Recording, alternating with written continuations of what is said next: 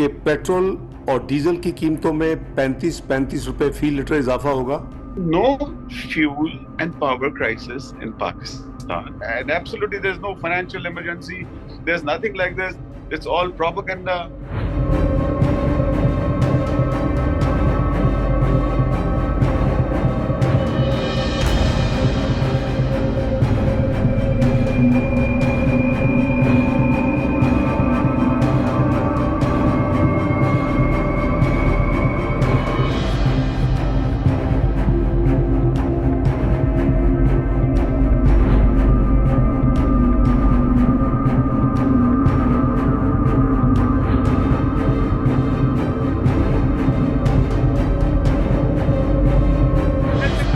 Listen now, you just listen to me. Don't give propaganda.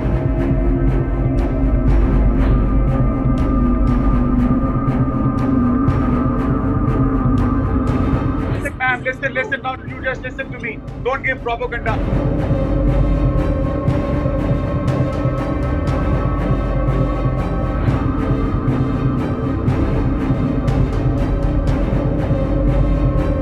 I am the Pakistani officer. I'm a public servant. I'm talking to you because I represent Pakistan and telling you a fact. As Pakistan witnesses a financial emergency and relies on International Monetary Fund to rescue the country from the crisis, Pakistani Foreign Minister Bilawal Bhutto Zardari is visiting Russia seeking cheap fuel. Bhutto's visit to Moscow comes at a time when Islamabad is staring at an energy crisis.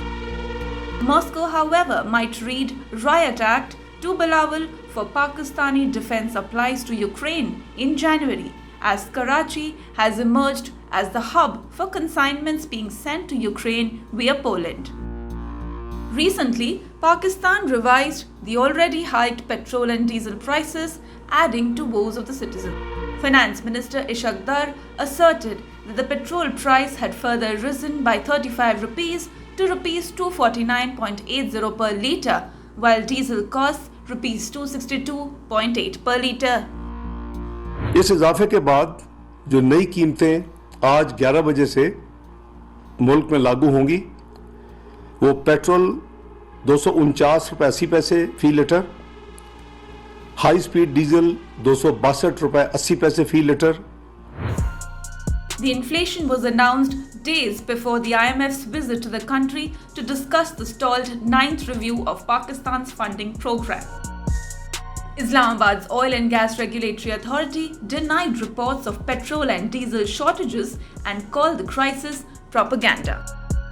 In an exclusive interview with the Senior Executive Director of Pakistan's Oil and Gas Regulatory Authority, Imran Ghaznavi, Times Now examines the petrol conundrum in the country. Listen in. I think you have been misguided. Prices are pretty less among the region. The country's dire situation in terms of inflated prices of oil and gas, lack of food, water and sanitation has wreaked havoc in the lives of Pakistani citizens, but Pakistan official Imran Ghaznavi displays blatant verbosity and says prices are reasonably positioned. Nobody is queuing outside petrol pumps. We've got our teams everywhere. The oil prices, petroleum prices are reasonably positioned, placed. It's your opinion, but there's no financial crisis and there's no financial issue in Pakistan. Videos of long queues and panic buying of petrol in various cities across Pakistan have gone viral on social media. The Petroleum Division of the Ministry of Energy had sought urgent intervention from the Ministry of Finance and the State Bank of Pakistan.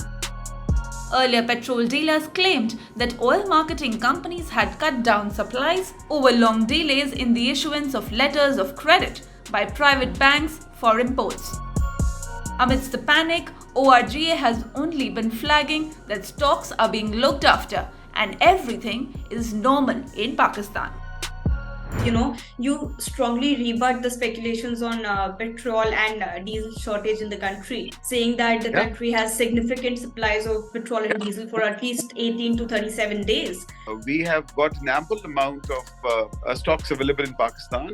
Diesel has to be 20 days. We have got 37 days stock. And the more, I think, a couple of ships are at the outer anchorage. So there's no shortage. So I don't know how this gentleman has said that there's a shortage.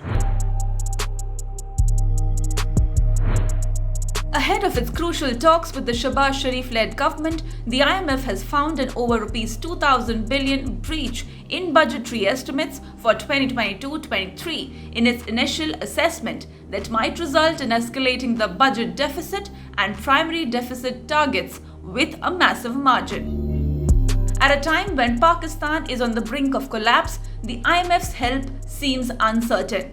IMF is investigating Pakistan's economic situation and had earlier denied sending rescue teams to help the crisis-hit nation. On one hand, Pakistan is begging for IMF's rescue, and on the other, it says they deny reports of financial crunches. So what is really brewing in Pakistan? Is Pakistan staring at a financial crisis? It's your opinion, but there's no financial crisis. And there's no financial issue in Pakistan. Why is Pakistan asking for IMF intervention and asking IMF to send rescue teams, which of course denied clearly?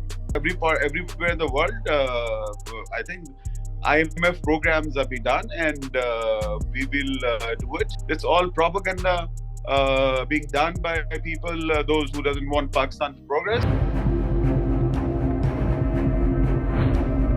After calling the Pakistan crisis propaganda, Imran Ghaznavi stooped to a new low by snubbing a Times Now journalist, saying, "Don't give propaganda."